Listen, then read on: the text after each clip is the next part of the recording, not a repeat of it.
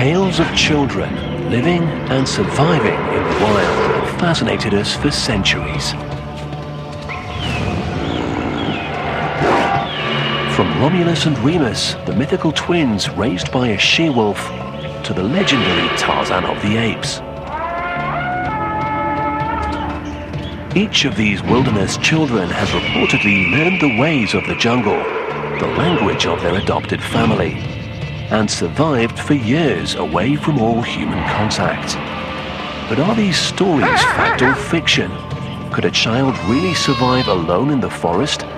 Would animals care for rather than eat a human baby? And if left in the wilderness, can a child forget its human origins and transform into a wild beast? Experts in the field of psychology and animal behavior examine the world's most compelling cases, from the boy in Uganda who lived with monkeys, to the girl in the Ukraine raised among dogs, and the Australian woman said to run with kangaroos. Skeptics and believers alike will attempt to uncover the truth behind feral children.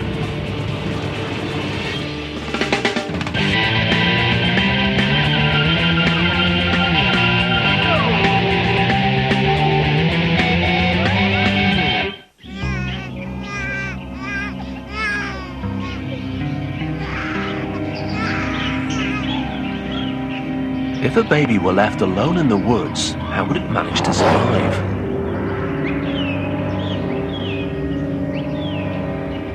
We humans come into the world completely helpless. We know little more than how to breathe and how to cry.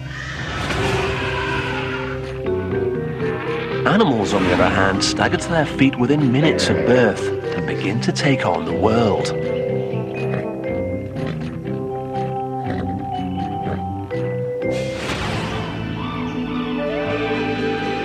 They instinctively know how to get nourishment from their mothers. Life is a struggle, and only the fittest survive. Human and animal offspring do have some things in common, but a human child is ill-equipped to face the world on its own. So if a child is removed from its parents and the comforts of home, could it survive?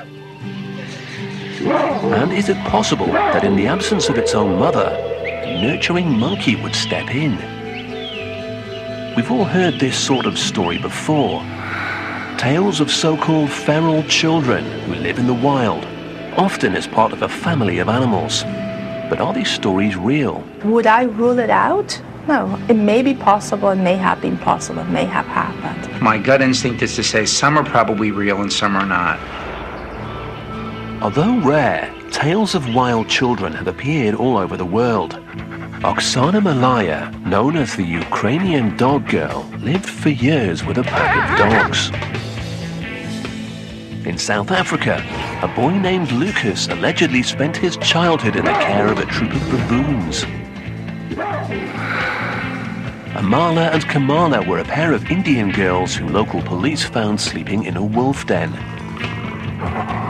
These stories are intriguing and oddly compelling. But what's the truth behind feral children? The word feral has many different meanings, but here we're using it in the sense of children who either reared themselves without human companionship, or more likely were reared by some form of animal. Dr. Douglas Candland has studied the phenomenon of feral children and their alleged interactions with wild animals. He's examined hundreds of reported cases and says that most rely on eyewitness accounts and have certain elements in common. We all said the child had no recognizable speech. The child did not like to eat cooked food. The child walked on all fours. So quite properly, people were saying, this is a wild child. But just how reliable are these accounts? One of the most compelling cases in modern history comes from Kampala in Uganda.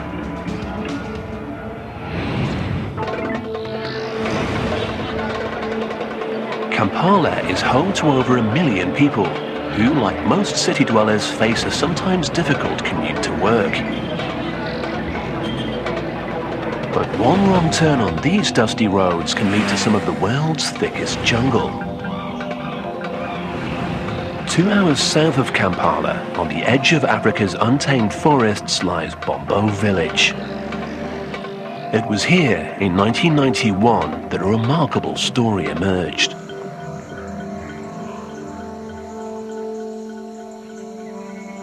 A woman walking through the African brush one day was startled by a group of vervet monkeys chattering in the trees. The monkeys were a common sight around the outskirts of the village, often stealing food and bothering the locals. But as the woman watched them, she caught a glimpse of something that terrified her. A dark form crouching in the branches. The creature that caused her to run was a human boy. Later, when the woman realized what she'd seen, she went back into the jungle and brought the child home. News of the strange boy quickly spread. The local villagers felt sorry for him, but they weren't quite sure what they were seeing. Everybody came to see the new boy, who had hair all over, and he had no toe. The toe was bitten by monkeys. Children from the village recalled that when the boy first arrived, he was as wild as an animal. He could scratch you like you are not a human being. You know how a cat does? He could scratch you like a cat. They decided that the boy must have been in the forest for a while. Apparently, he hated to be kept indoors, wouldn't eat cooked food, and didn't like to wear clothes. And he wouldn't or couldn't talk. But the boy did seem to be able to communicate with the vervets and even moved like a monkey. He was moving like this, just like a monkey. Before long, locals were calling him a real-life Tarzan, the fictional boy who grew up in the jungle.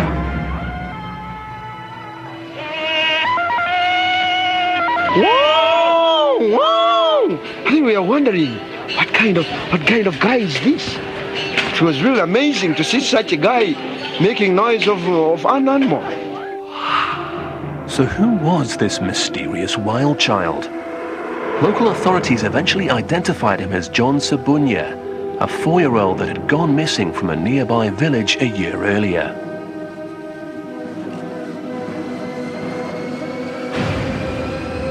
To this day, the villagers believe it was the monkeys that helped this defenseless child to survive alone in the wild. It's a romantic notion, but is this really what happened? Perhaps the only way to find out for sure is to ask John Sabunya himself what he remembers. When it comes to stories of feral children, it's often hard to separate fact from fiction. Most of the cases occur in remote areas, where the details are poorly documented. And then there's the input of the media. Stories of children raised by animals make the sensational headlines, and the details often get lost in copy that's written to satisfy an audience thrilled by news of the weird. Many such stories eventually turn out to be fabrication. A case in point is this tale of a young woman from Eucla, a tiny outpost on the coast of Western Australia. Eucla isn't the kind of place you'd expect to make headlines, but in the 1970s, a strange story began to make the rounds. A couple of hunters claimed they'd spotted a half-naked young woman running with a pack of kangaroos. She was blonde, not too tall, medium size, but nice developed. The rumor quickly spread, and curious sightseers began to flock to Eucla in search of the kangaroo girl. A busload of tourists did get a glimpse of her, and eventually a photographer caught her on film. The locals nicknamed her the Nullarbor Nymph, and the media had a field day. But the story turned out to be a hoax.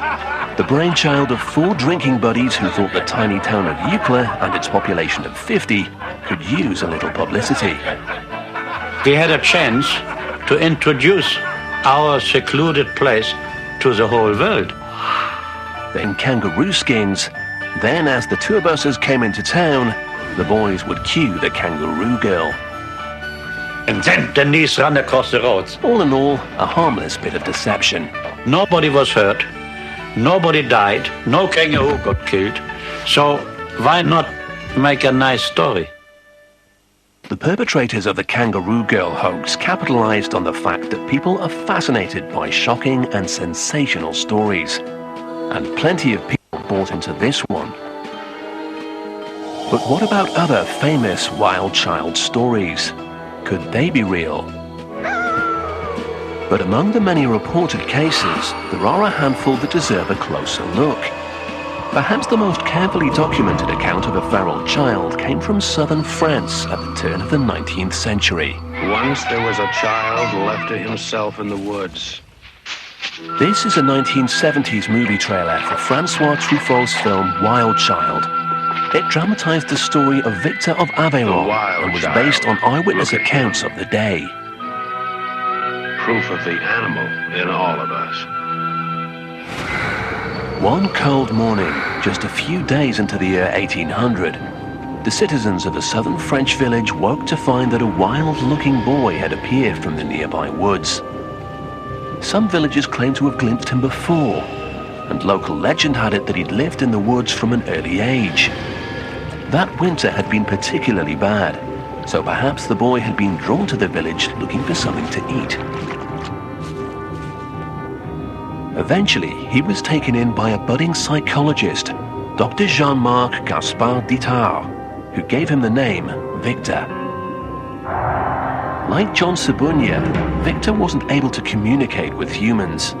He disliked clothes, wouldn't eat the food prepared for him, and seemed to prefer the outdoors. We know a lot about Victor because his rehabilitation was closely followed by the leading scientists of the day, who were embroiled in an age-old and fundamental debate. What does it mean to be human? Will a child raised in the wild become a man or a beast? Will a boy living with wolves become wolf-like? Or is he hardwired to be human? Are we essentially the product of nature or nurture? Dr. Adriana Benzaken, an author and Mount St. Vincent University professor, believes that the driving force behind the scientific interest in feral children centers around the old debate of nature versus nurture.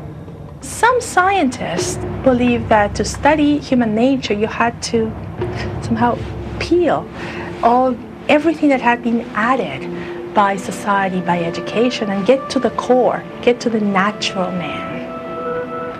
How could you do that? The simplest way to do this would be to take a child, deprive it of any human contact, and see how it develops. But of course, this would be illegal, never mind unconscionable. Indeed, the very idea became known as the forbidden experiment.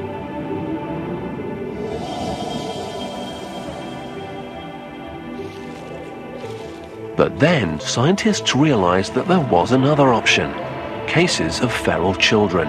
Children who by accident had been taken away from society and had grown in isolation from society. Some people believe that by studying such cases, you could really see what was natural about human beings and what in a human being is social or is acquired.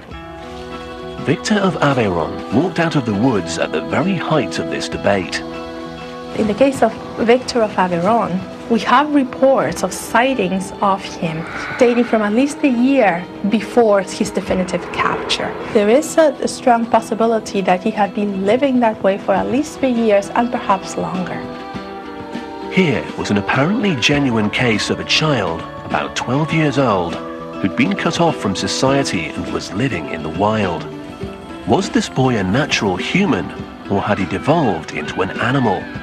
Was he the product of nature or nurture? But if Itard and the public had been expecting a noble savage, they were sorely disappointed. Victor was no Tarzan. As Truffaut's film shows, the boy remained wild and uncontrollable. Most disappointing of all was that while he clearly understood some words, Victor never really developed human speech. How could society get the answers it wanted if the boy couldn't give them? Itard's frustration grew as the boy continuously failed to respond, and his critics became increasingly hostile. In the end, Itard gave up, and Victor spent the rest of his life in an institution. But it seems that Victor started a trend. The interest in these stories somehow breeds more stories. By the early 20th century, cases of children allegedly raised by animals had appeared around the world. The most famous of these stories emerged from northern India. In 1920, a missionary traveling through the Bengal jungle was shocked to discover 2 infant girls living among a pack of wolves. Reverend Singh mounted a rescue mission to save the children, in the process killing their adopted wolf mother. He brought the girls back to the orphanage run by him and his wife in Midnapore, determined to give them a good Christian upbringing. The younger girl, Amala, didn't survive, and with the other, Kamala, progress was slow. Singh kept a journal which describes what you might expect from a child raised by wolves. She couldn't talk, walked on all fours, ate raw meat, and scratched at the door to be let out. It took years, but eventually Reverend Singh and his wife claimed to have taught Kamala to behave as a human. The scientific community learned of Kamala's case in the late 1920s when the story hit the British news. Sadly, by that time, Kamala had died of cholera. For decades, scientists debated whether Singh's tales of the wolf girls were true. The one person who could have told them was Kamala herself. But like Victor, she never learned to speak. This appears to be a common theme.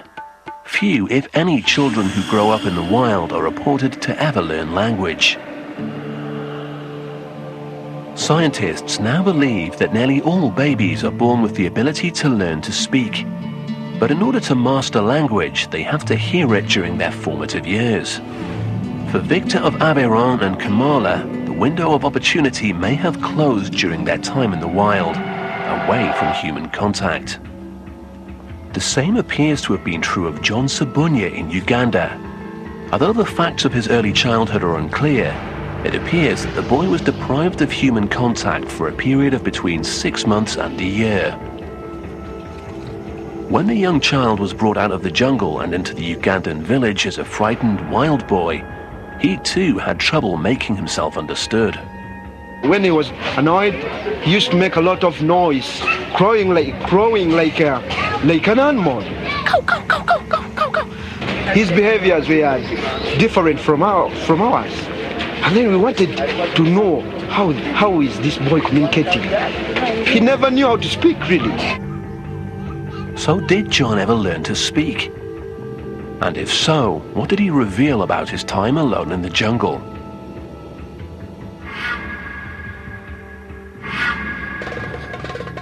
No one seemed to know exactly how long John Sabunya lived in the Ugandan wilderness before he was rescued. But what is clear is that during that time, and isolated from all human contact, he apparently lost the ability to communicate with people. Shortly after John was rescued by the village woman, he was taken to an orphanage run by a Ugandan couple, Molly and Paul Waswa, who at any given time had up to 1,000 children in their care. But Molly admits that John was different from all the other children.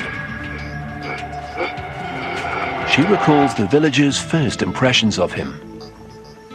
People were surrounding him, he looked like some people wanted to have a look at him and laughing at him and thinking that he's a monkey boy. They told him he's half human and half animal. At first, Molly found the idea of keeping John in her household shocking. I said, oh my God.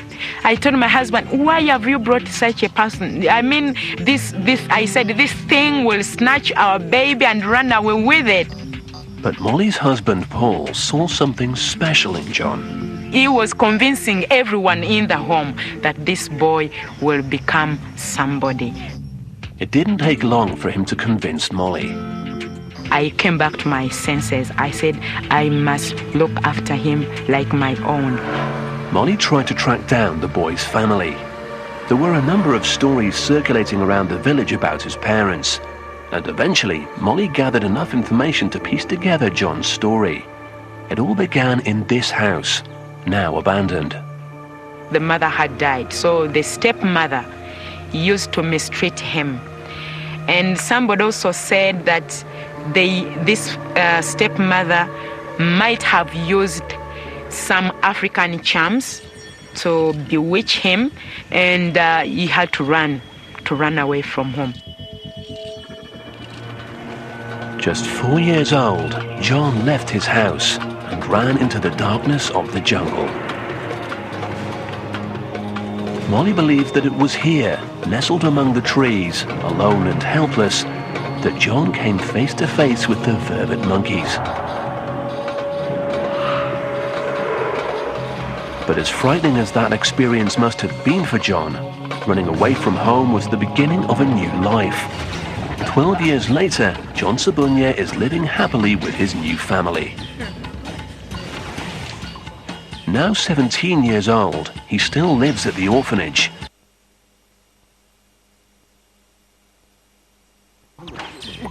In the years since he left the jungle, he's made tremendous progress.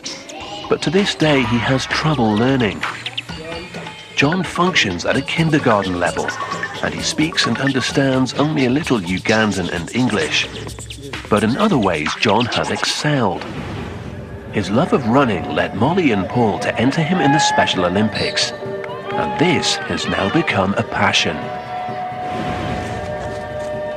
One of the key people in John's life is Solomon M. Weber, who acts as his big brother and mentor. Over the years, Solomon has learned to interpret John's broken language. John has become used to the urban world of Kampala. But we've asked Solomon to bring John back to the place where he was first found, to see if he remembers anything about his time in the wild. John's a bit nervous, but there's one thing he remembers clearly. Well, we're here with John, and he's been trying to explain to me that this used to be his home. This is the very tree he was found, but it was a bit short when he could climb it. So this is the very tree where he was found. Solomon asks what else John remembers. John remembers more of the young monkeys, the small monkeys. He says that most of his time, during the time, they were spending that time on eats. They were ever eating whatever they had. The reality of being lost in the jungle would surely have been frightening for a small boy. But that isn't what John seems to remember. Instead, he recalls playing with the monkeys. John says that when he was with the small monkeys, they used to hide, and each one had to go and look for another one. So they were playing. It was kind of their game. So that's the thing they used to do. Eating and playing are what we might expect of the memories of a 4-year-old child. But are these memories real? And would monkeys that encountered a young child in the woods really take care of him? John isn't the only child allegedly raised by monkeys. In the early 1900s, a notorious story emerged from South Africa. The strange tale of Lucas, the baboon boy.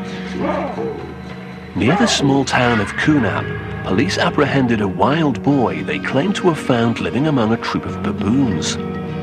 The officers said he behaved like a wild animal. He ran on all fours, he bit them, and he shrieked like a baboon. The boy was institutionalized and eventually put into the care of a local farmer, who employed him as a farmhand and named him Lucas. But the same officers then declared they discovered the origins of this strange boy. They claimed that Lucas had been stolen by baboons when he was just an infant from a village nearby.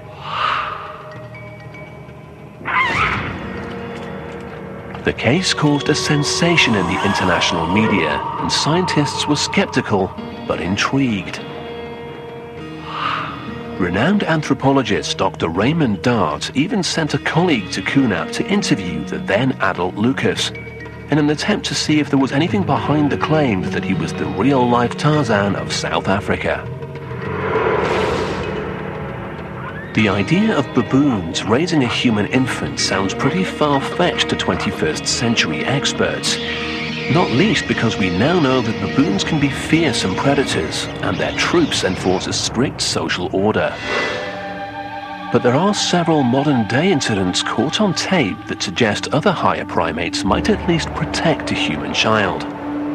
In 1996, a 3-year-old boy fell into the gorilla pen at the Brookfield Zoo in Chicago. Keepers tried to drive the gorillas back from the unconscious child. The crowd watched in horror as they saw Binti, the dominant female of the group, pick him up. But instead of harming him, Binti protected the boy, holding him in her arms until human help arrived. The images are compelling, but holding an unconscious child isn't the same as caring for another species. Dr. Stephen Sumi from the National Institute of Child and Human Development in Maryland studies the biobehavioral development of another primate species, the rhesus monkey, and he thinks the idea of cross-species nurturing is a theoretical possibility. We know that rhesus monkeys will form relationships with other animals, dogs, wild cats, horses, so it's possible, I would think, in theory, for these monkeys to form relationships with people over the long term as well. Dr. Sumi has observed a distinct pattern of response from the monkeys when it comes to human contact. The monkeys that we study here know all of the caretakers, they know the veterinarians, they know the individuals who collect data. They make decisions regarding the gender of the human they're interacting with, so they're more cautious around adult males than they are around adult females. And they make great differences in terms of the age of the humans that they're interacting with. And most interesting is the reaction of the monkeys to children. When my staff members bring their young children to watch the monkeys over the weekend, the monkeys go crazy, the adult males go through rituals as if to try to entice these little kids to join their group, whereas they wouldn't give adult humans any bit of their time or energy. But Ugandan expert Peter Appel is highly skeptical that any primate would nurture a human child in the wild. He thinks the zoo incident is an aberration. From what I know about animal behavior, that is a very unique case, because their innate instinct would be to attack or kill this infant. Peter Appel is a veterinarian and Ugandan wildlife specialist. He works with a variety of primates, including vervet monkeys, the species that supposedly cared for John. And Appel has a slightly less romantic explanation as to how John survived with the monkeys. Vervets are by nature a trash species. They collect much more than they could eat. So probably what happened in this instance is that John survived on the leftover food that the vervets must have been collecting and couldn't finish. John would probably pick what was left over of that. This shifts the interpretation of the relationship between John and the monkeys. It was perhaps not the vervets that cared for John, but John who used them to survive. And as Peter explains, there's a clear difference between tolerance and caretaking.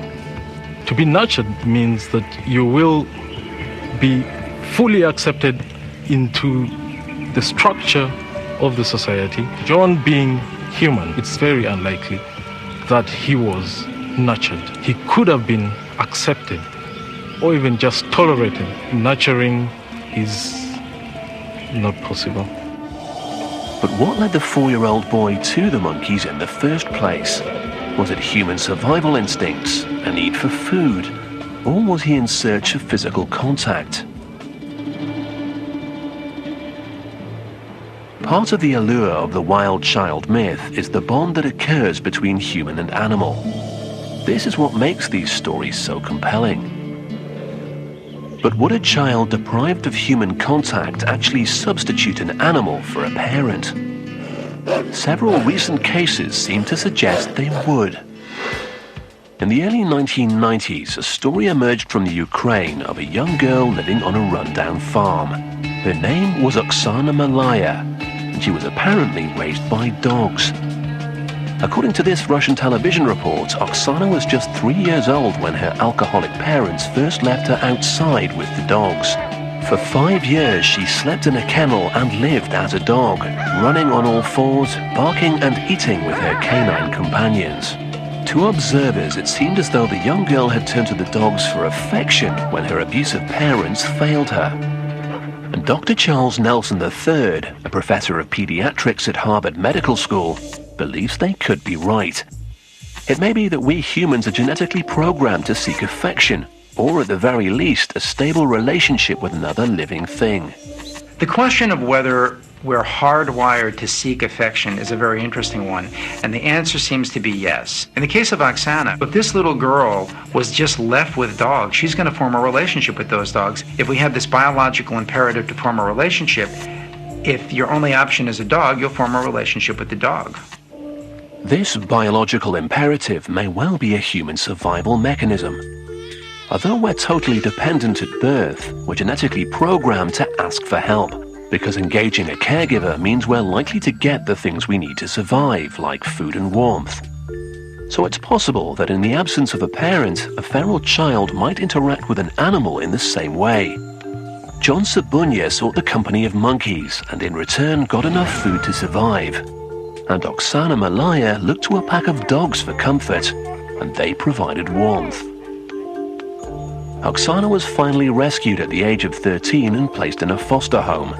But what effect does this kind of extreme experience have on a child? Modern science has discovered that a young child's brain is highly impressionable. The developing brain cells are primed and ready to be sculpted into crucial neurological centers. One bundle of cells will become the language center, while others will govern the senses, emotions, and personality.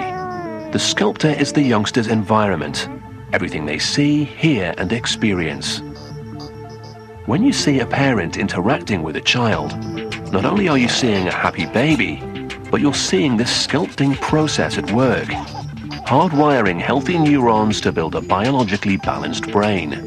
One of the things we know about brain development is that the brain depends critically on experiences. For it to grow and develop normally, it assumes that the environment is going to support it, presenting all kinds of experiences to the child. If those experiences are absent or abnormal, then you assume that the wiring of the brain has become abnormal or miswired. From the age of 3, Oksana was exposed to predominantly canine experiences, and as a result, she learned to act and respond like a dog. And John Sabunya apparently lost the critical learning and speech ability during his time in the jungle. That sensitive period, those first 3 to 5 years, are really an essential point in development for the brain to get wired correctly. If the brain has been miswired early on, it's like having a bad foundation to a house. Clearly, these experiences had devastating effects on the children and on their development. But despite the appalling treatment she received from her parents, Oksana appears to have adjusted to her new environment. This 2001 interview on Russian television demonstrates that she's learned to speak. What makes you most happy? I like to run around like a dog, to bark and howl. Why? It is my nature.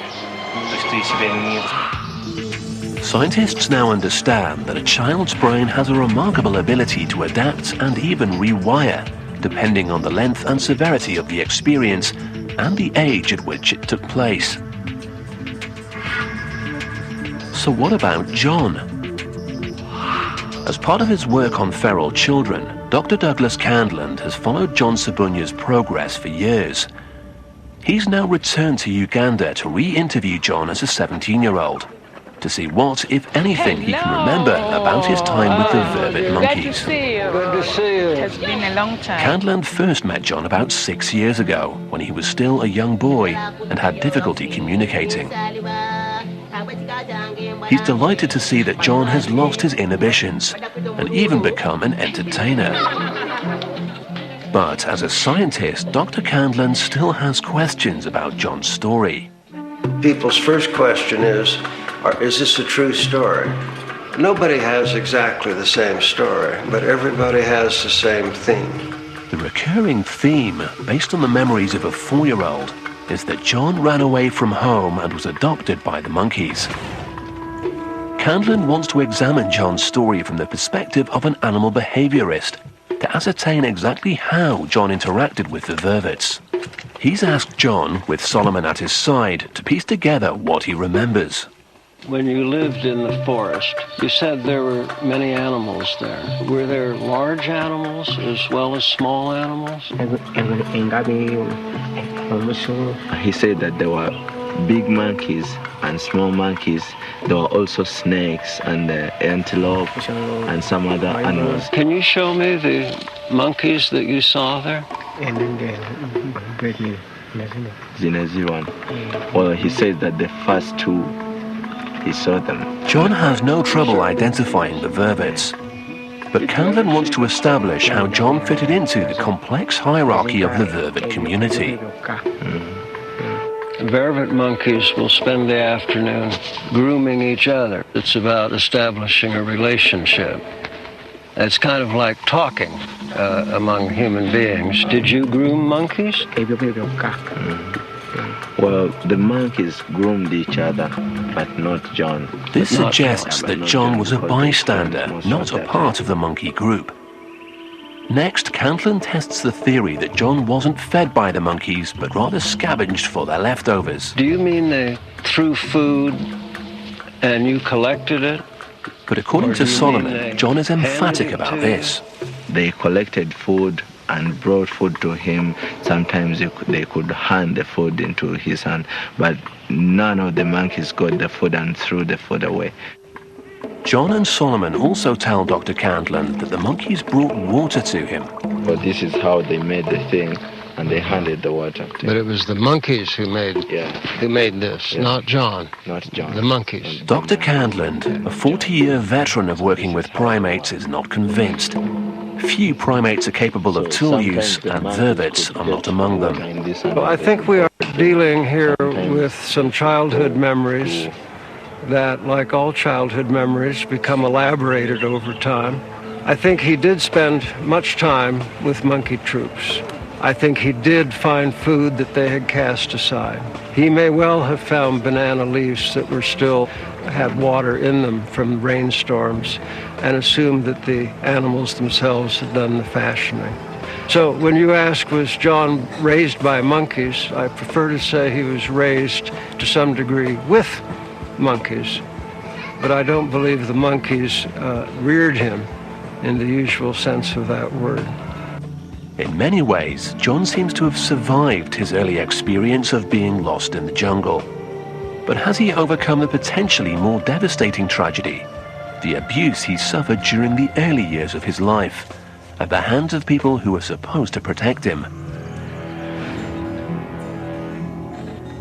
John Sabunye has obviously come a long way since his days in the jungle. The nurturing home of Molly and Paul Waswa has given him a second chance. But he still has difficulties with learning, coordination, and language. Is this because he was alone in the jungle during the crucial development stage, when most children learn to speak? Or has something else affected John's recovery? With Molly's permission, we take John to get a complete brain scan in Uganda. At the International Medical Group in Kampala, a slightly nervous John undergoes a computed tomography scan that will produce images of the anatomy of his brain. Do you see that side? The scan could identify any anomalies or possible damage done to the brain and help pinpoint the cause of John's continued learning difficulties. Dr. Jay Geed, a neuroscientist from the National Institute of Health in Maryland, will help to analyze the results. Dr. Geed is one of the world's preeminent specialists in brain development research. And the results reveal something unexpected. In almost every way, John's brain is healthy and normal, except for one thing. The most striking feature is this dark area right here. This is a pretty big area of damage, about the size of a grapefruit. At some stage in his young life, John suffered a massive blow to the head. A pretty major trauma to the brain. And the location of the trauma has important implications. This part of the brain is ground zero for language function. Understanding language, learning language, it's almost completely wiped out here. just looking at the picture, not even knowing anything about John, I'd say, this is a person who's probably going to have a lot of difficulty with language. But the good news is much of the rest of the brain is fine. And so this should allow John to enjoy life and to have an imagination and to have social interactions. The critical question is, when did this injury occur?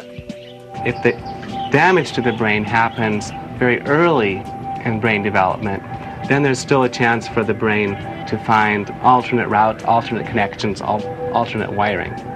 But if the damage happens after that's already in place, then it's much more difficult to recover function. And in looking at John's brain scans, it looks to be that the second one happened, that the wiring was already established for the language centers and then was damaged. We may never know exactly when John received his injury, but we do know that it was the trauma to John's head in early life, not the effects of living in the wild, that caused the language difficulties John has today. What Sabunya's case demonstrates is that the effects of living in the wild reveal only half the story.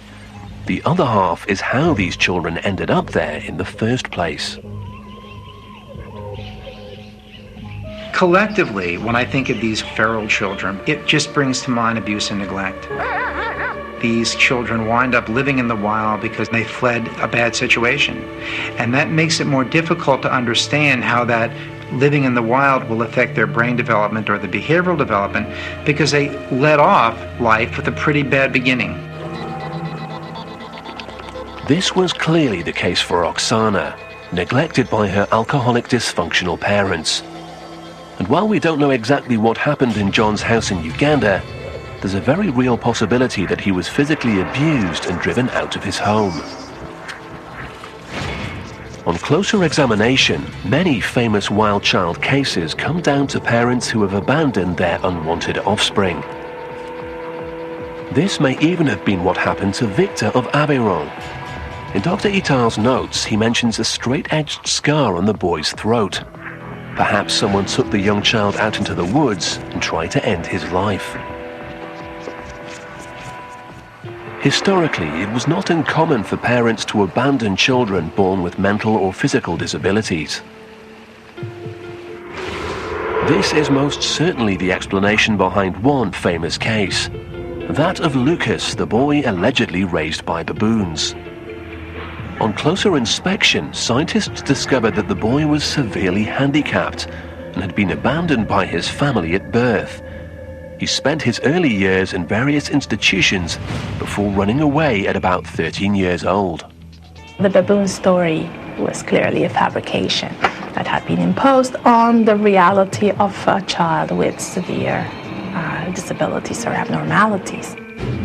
And once the rumor had been started, several people reaped the benefits. For years, the farmer George Smith and the officers that originally found Lucas perpetuated the myth and cashed in on the sensational story. There's a similar explanation behind the other famous case of the time, that of Amala and Kamala in India. The reported story told how Reverend Singh had found the girls living with wolves in the jungle of Bengal.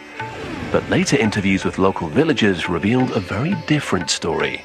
It turned out that he came through with a hunting party every year at the same time, told the villagers he was looking for orphans to take to his orphanage. It doesn't take too much imagination to imagine some parents saying, "We have two badly retarded daughters who are going to be a huge drain on our limited resources, and this man is offering to take them to an orphanage." So what might happen is that they were left in a place where the fellow huntsman knew to find them, and everybody's happy. So why did Reverend Singh write a long and dramatic account of fighting the wolves for the children? Adriana Benzaken thinks that his motives were probably simple. He had a group of children that he was responsible for, and the orphanage was always short of cash. Yeah? And perhaps by saying that two of his children were wolf children and bringing attention and money into the orphanage might have been a motive. The real stories behind the cases of feral children seem never to be simple. Some are pure hoaxes, such as the kangaroo girl story created as a publicity stunt, and others are tragic cases of abused or disabled children turned into sensational stories by the media, or misused by an overzealous scientific community looking for answers. Claiming that a child is a wild child is never innocent. Usually there is an investment in that, there is an interest. Either you want to study that child, or you want to exploit that child to somehow bring attention to your cause. There's always a motive behind it. With Oksana, Victor, and John Sabunya, the important stories may be those of the abuse and neglect they suffered at the hands of their human caretakers. And perhaps the myth of the wild child reflects our inability to accept the failings of our so-called civilized society. John Sabunya's childhood was undeniably tragic, but happily his future looks promising. He continues to compete in the Special Olympics, and he performs with the Pearl of Africa Children's Choir. To much of the world, he will always be known as Uganda's famous wild child. But the real story here is that of a young man's resilience and grace against incredible odds.